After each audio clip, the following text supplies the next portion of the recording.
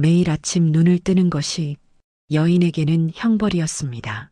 엄마의 품 안에서 천사처럼 웃어야 할 그녀의 딸이 어느 날부터인가 낯선 괴물이 되어버렸기 때문입니다. 귀신이 아이의 몸을 뒤틀 때마다 아이의 눈동자는 뒤집히고 입가엔 거품이 맺혔습니다. 사랑하는 딸의 목소리가 아닌 지옥의 밑바닥에서 긁어올린 듯한 그 기괴한 음성에 치를 떨었습니다. 엄마 사랑해라고 말하던 예쁜 목소리는 온데간데 없고 저주와 비명만이 집안을 가득 채웠습니다. 사람들은 말했습니다. 엄마가 무슨 죄를 지어서 저런 저주를 받았느냐고. 이웃들의 시선은 가시처럼 그녀의 마음에 박혔고 외출은커녕 문틈으로 들어오는 햇살조차 두려웠습니다. 아이가 혹시라도 밖으로 뛰쳐나갈까봐 혹은 자신을 해칠까봐 밤새 잠들지 못하고 아이의 손을 묶어둔 채 소리 없는 눈물을 쏟았습니다. 여인의 영혼은 이미 가루처럼 바스러져 있었습니다. 죽음보다 더 깊은 절망, 그것이 여인의 일상이었습니다. 심지어 여인의 이름조차 사람들에게 불려지지 않았습니다. 그저 귀신 들린 딸을 둔 여자, 그것이 여인의 이름이었습니다. 사랑스러운 어린 딸, 꽃처럼 피어나야 할 그 아이가 거품을 물고 쓰러질 때마다 여인의 심장은 새카맣게 타들어갔습니다. 아이의 몸을 빌려 들려오는 그 기괴한 목소리는 밤마다 지옥으로 몰아넣었습니다. 이방의 신들에게 빌어도 보고 용하다는 약을 다 써보았지만 돌아오는 건 차가운 비웃음뿐이었습니다.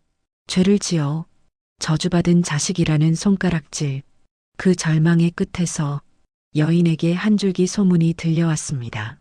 어느 날 사람들이 웅성거리는 소리가 들렸습니다. 유대 땅에서 온 예수라는 분의 이야기였습니다. 눈먼 자의 눈을 뜨게 하고 문둥병자를 깨끗게 하며 무엇보다 더러운 귀신을 꾸짖어 쫓아낸다는 그 기적 같은 소식이었습니다. 그 순간 심장이 뛰기 시작했습니다. 유대인이 이방인인 나를 만나줄까? 라는 두려움도 있었지만 딸이 살 수만 있다면이라는 갈망이 수만 배는 더 컸습니다. 그 소문은 여인에게 단순한 이야기가 아니었습니다. 벼랑 끝에 매달린 여인의 손을 잡아줄 유일한 생명줄이었습니다. 여인은 보이지 않는 그분을 향해 온 신경을 곤두세웠습니다. 그분이 근처에 오셨다는 말을 듣자마자 신발을 신는 것도 잊은 채 집을 뛰쳐나갔습니다. 부끄러움도 수치도 사람들의 눈초리도 더 이상 장애물이 되지 않았습니다. 그분만이 유일한 통로였으니까요. 여인은 힘껏 달렸습니다. 체면도 이방인이라는 신분도 중요하지 않았습니다. 자존심이요? 자식을 잃어가는 어미에게 그런 사치스러운 단어는 없습니다. 그분만 만날 수 있다면, 그분의 옷자락 끝이라도 잡을 수 있다면 아무런 상관이 없었습니다. 마침내 그분 앞에 엎드렸을 때 여인은 비명처럼 쏟아냈습니다. 주님, 제발 제 딸을 불쌍히 여겨주소서. 제 딸을 고통에서 건져주소서. 하지만 돌아온 그분의 말씀은 여인의 가슴에 비수처럼 꽂혔습니다. 자녀의 떡을 취하여 개들에게 던짐이 마땅치 않다. 여인을 개라고 부르신 겁니다. 그분 앞에 엎드려 개라는 말을 들었을 때 순간적으로 숨이 멎었습니다. 세상의 멸시에는 익숙했지만 마지막 희망이라고 믿었던 그분 입에서 나온 한마디는 너무 아팠습니다. 하지만 이상했습니다. 그분의 음성에는 세상 사람들이 던지는 조롱과는 다른 무게가 있었습니다. 마치 여인의 믿음의 깊이를 측량하시는 듯한 그 눈빛. 개라는 비유는 당시 유대인들이 이방인을 멸시할 때 쓰던 뼈아픈 단어였습니다. 여인의 가슴은 철렁 내려앉았습니다.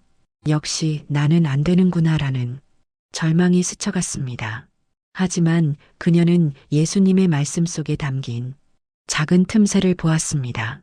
자녀에게 먼저라는 말은 언젠가는 이방인인 자신에게도 차례가 올 수 있다는 희망의 암시였습니다. 여인은 깨달았습니다. 그래서 고백했습니다. 주님, 그래요. 저는 개입니다. 거룩한 선민의 떡을 가로챌 자격이 없는 부정한 여인입니다. 하지만 주님, 주인 곁을 지키는 개에게도 주인의 자비는 닿지 않습니까? 당신은 온 우주의 주인이시기에 당신의 식탁에서 떨어지는 아주 작은 부스러기 하나만으로도 내 딸을 괴롭히는 저 강한 어둠을 몰아내기에 충분합니다. 저는 당신의 그 거대한 권능을 믿습니다. 제발 그 부스러기라도 제게 허락해 주소서. 그때였습니다. 그분의 입가에 번지던 미소를 보았습니다. 그리고 들었습니다. 이 말을 하였으니 돌아가라. 귀신이 내 딸에게서 나갔느니라. 여인은 집으로 달렸습니다. 세상의 공기가 달라져 있었습니다. 딸의 방문을 열었을 때 땀에 젖어 비명을 지르던 아이가 천사처럼 평온하게 잠들어 있는 모습을 보았습니다. 귀신은 떠나갔고 죽음의 그림자는 사라졌습니다. 여인은 그대로 문지방에 주저앉아 통곡하고 말았습니다. 그토록 괴롭히던 어둠이 씻은 듯 사라진 얼굴로 평온하게 잠들어 있는 딸을 보며 오열하고 말았습니다. 떨리는 손으로 아이의 이마를 짚었을 때 더 이상 불덩이 같은 광기는 느껴지지 않았습니다. 여인은 눈물을 흘리며 고백합니다. 우리 인간을 괴롭히는 죄와 사망의 권세, 그 지독한 악한 귀신의 결박은 인간의 힘으로 풀 수 없다는 것을 알았습니다. 오직 이 땅의 어둠을 몰아내기 위해 오신 그리스도, 그분만이 우리를 온전케 하실 수 있습니다. 절망을 뚫고 나에게 오신 예수님, 그분에 대한 제 마음은 이제 단순히 기적을 베푸는 분에 머물지 않습니다. 그분은 저의 수치와 고통을 아시고 그것을 믿음으로 바꾸시는 분입니다. 이방인인 저를 개라 부르셨으나 사실은 저를 믿음의 여인으로 세상 앞에 세워주셨습니다. 여인의 고백은 점점 절규가 되어갔습니다. 우리 인간의 힘으로는 절대 벗어날 수 없는 죄의 결박, 우리 영혼을 갉아먹는 악한 영의 권세, 그 모든 고통을 해결하실 분은 오직 이 땅에 오신 구원자 예수 그리스도뿐입니다. 그분은 절망의 끝에 서 있던 저를 보셨고 제 딸의 생명을 되찾아 주셨습니다. 그분은 부스러기 은혜로도 온 세상을 치유하시는 나의 주님이십니다.